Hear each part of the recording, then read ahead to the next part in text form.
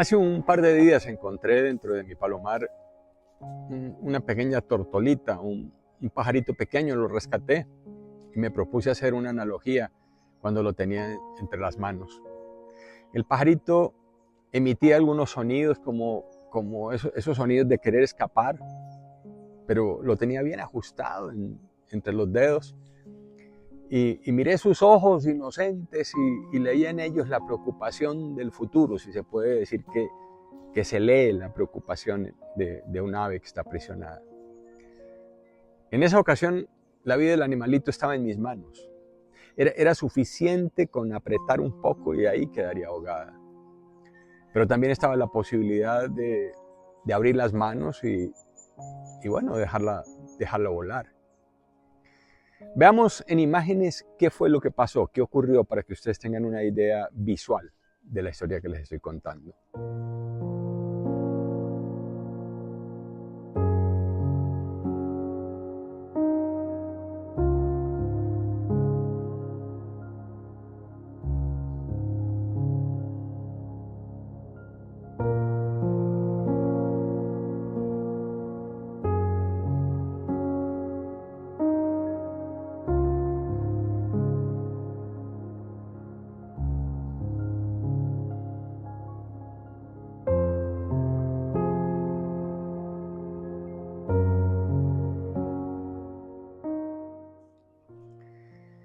Luego de esta experiencia, recordé aquel viejo cuentico que dice así: cerca de un pequeño pueblo había una casa muy sencilla en lo alto de las montañas, donde vivía un viejo sabio, un cuentero de esos que van tomando fama de sabérselas todas, y en las poblaciones son conocidos por eso.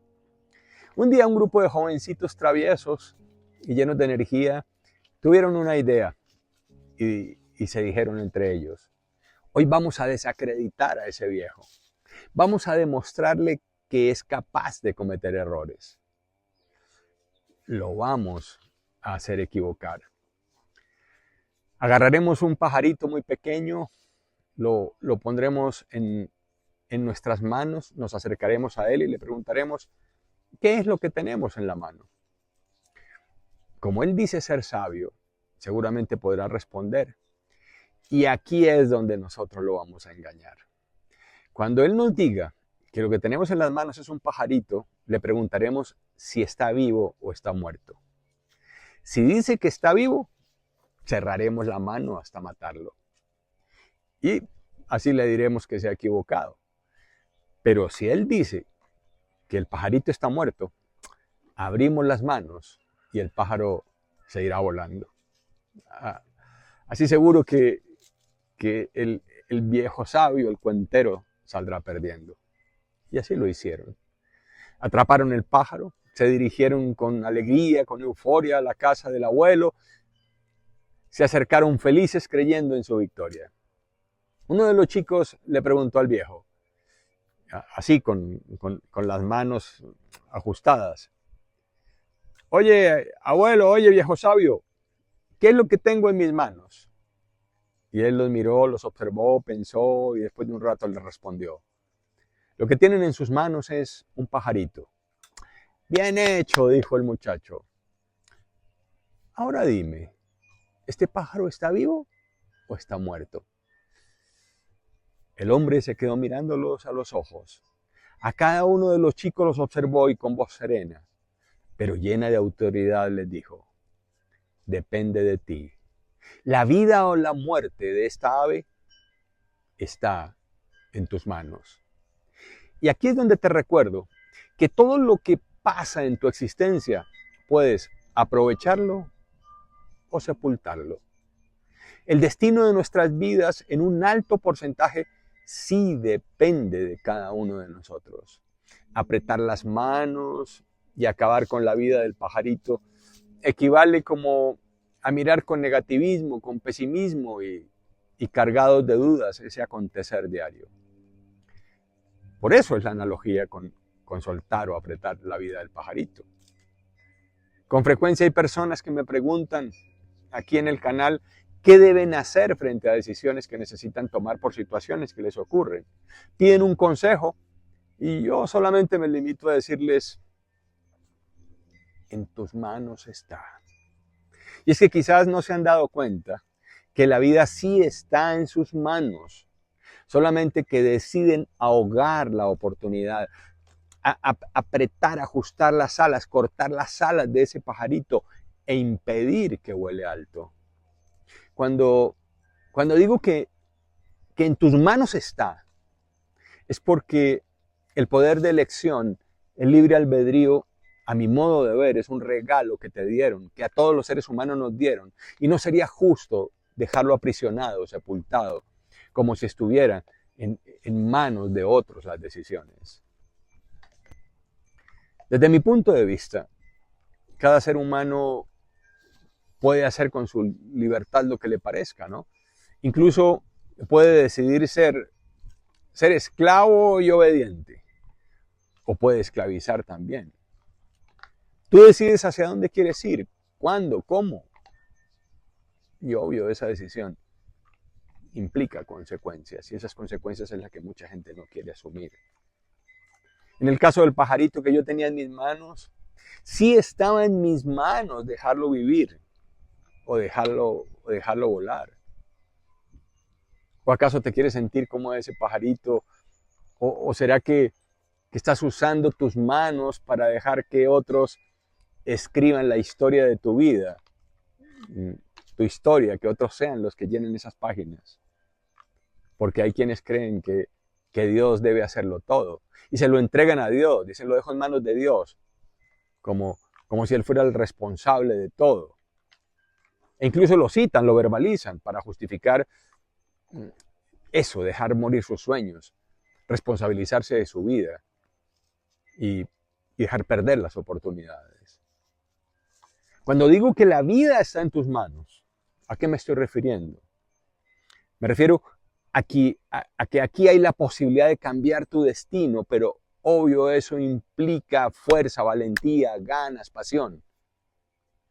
O como lo dicen en una región de mi país, para los que han conversado con colombianos, tener berraquera, ponerle perrenque a la vida, decimos acá.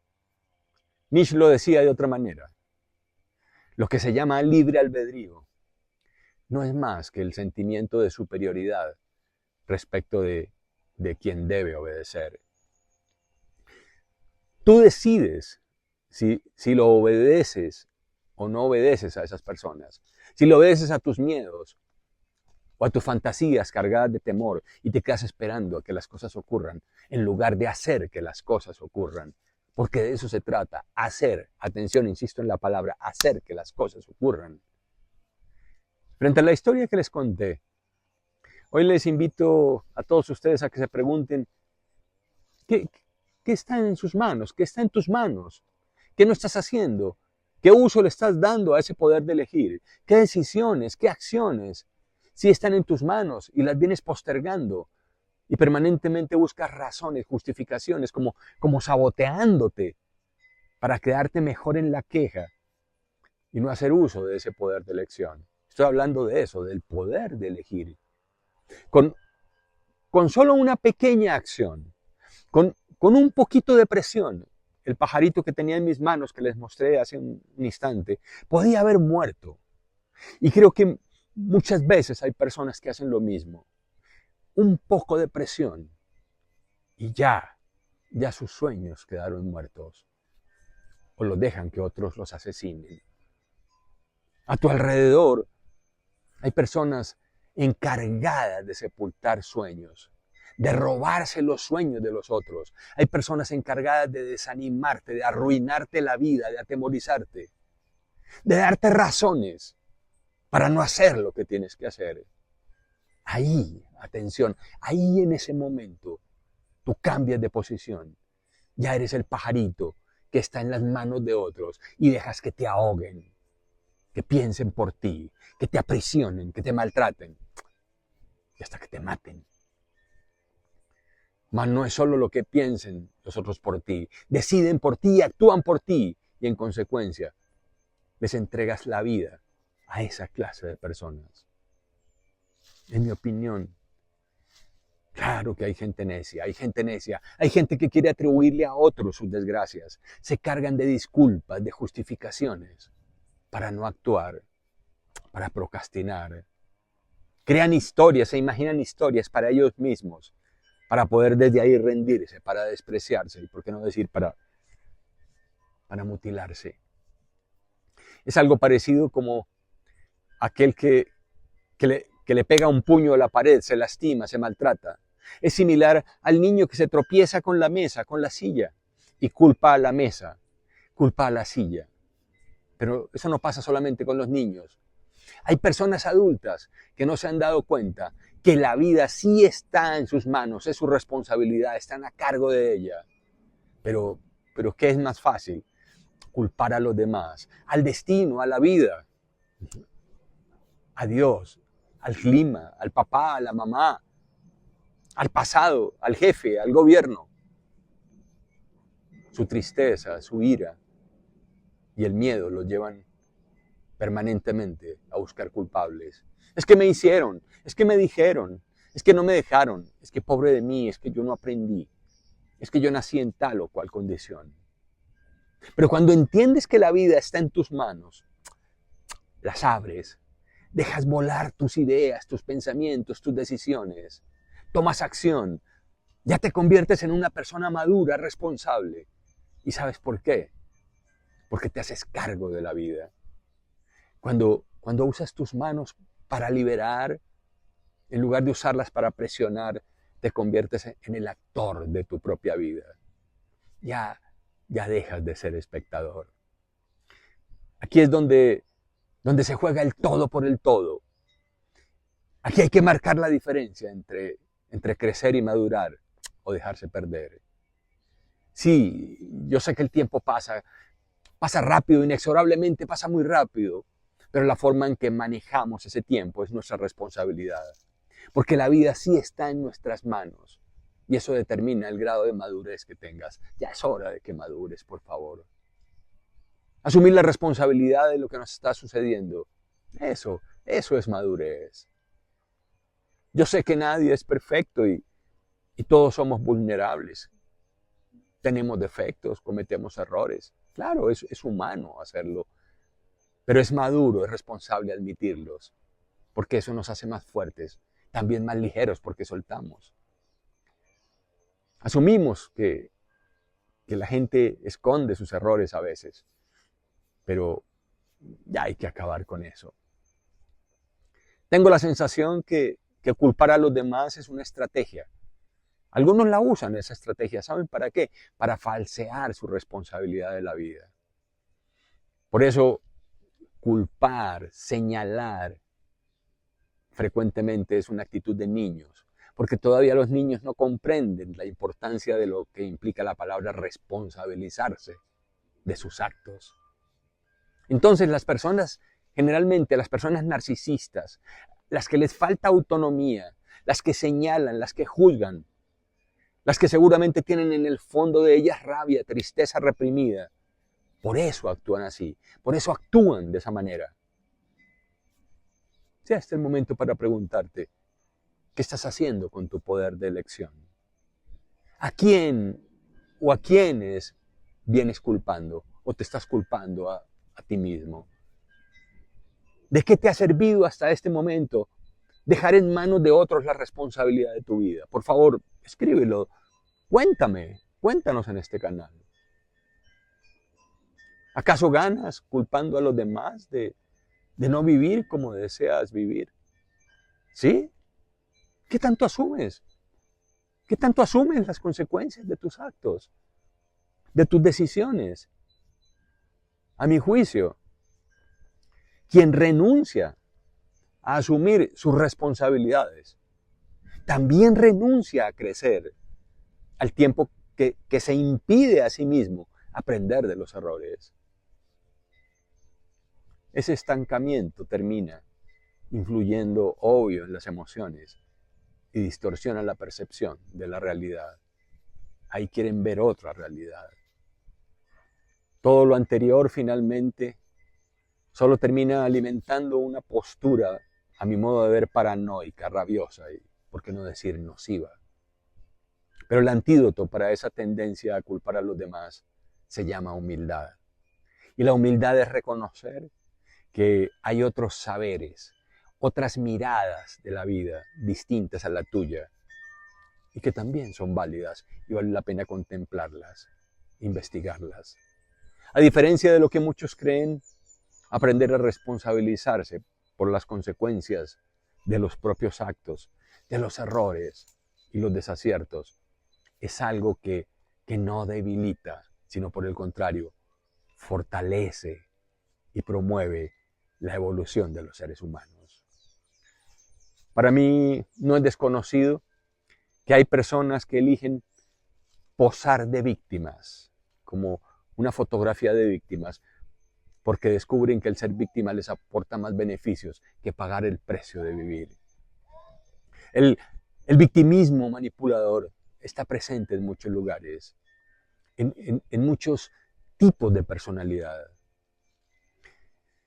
Es común que aparezca, como lo dije antes, ¿entre quiénes? Entre la gente narcisista, entre quienes están especializados en el chantaje emocional e incluso entre los que hacen uso de esa conducta para sacar algún beneficio. La víctima, de uno u otro modo, siempre está buscando salvaguardarse de la crítica ajena. Por eso se pone ese vestido, ese ropaje de víctima. Además, la víctima cuenta con algo, con la compasión y con la comprensión de todos, de muchos. Hagan lo que hagan, están ahí observando, pobrecito, pobre de ellos. Pero de hecho, ¿quién se atreve a cuestionar los actos de una supuesta víctima? Pasa en ocasiones por insensible o por desalmado. Y aclaro que hay situaciones reales de victimización, ¿no? Claro que las hay. Como cuando alguien ha sido objeto de un abuso o de un exceso y sin que tuviera la posibilidad de reaccionar. Claro que ocurre. Está entre las manos del otro. Por ejemplo, si una persona es asaltada en la calle, es maltratada, y el otro ostenta el poder o un arma y no se puede enfrentar a esa persona. El poder de un cargo, el poder. Ese tipo de situaciones, claro, que originan una condición de victimización, de víctima. Pero la posibilidad está en salir de esa condición de víctima. No puede ser eterna, no puede ser un sello para siempre que lo lleve a donde vaya.